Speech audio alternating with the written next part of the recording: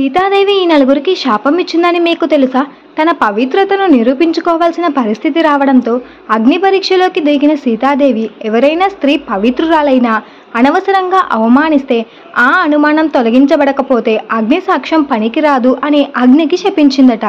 రామ సీతలను పరీక్షించాలన్న ఉద్దేశంతో వాయుదేవుడు ఒకసారి పరీక్షించినప్పుడు ఆవేదనతో సీతాదేవి, నువ్వు కనిపించని శక్తివంతుడివి, కానీ నీ వల్ల ఎప్పుడూ చంచలత కల్లోలం తప్పదు అని శపించిందని చెబుతారు. అలాగే అరణ్యంలో సీతాదేవి దగ్గరికి వచ్చి పండ్లు ఇచ్చి రాముడిని ప్రశంసించినప్పుడు అనవసరంగా తన జీవితం గురించి వ్యాఖ్యాయించాడని కోపంతో నువ్వు ఇచ్చే ఆహారాన్ని తిన్నవారు తృప్తి చెందరు అని మహర్షికి శాపం ఇచ్చిందట. అలాగే చివరిగా రాముడికి పరోక్షంగా ఇచ్చిన శాపం, తాను అనవసరంగా వదిలేయబడిన బాధతో స్త్రీ హృదయాన్ని గాయపరిచిన వాడు జీవితాంతం సంతోషంగా ఉండడు అని రాముని జీవితానికి శాపం లాంటి మాటలు పలికిందని అంటారు.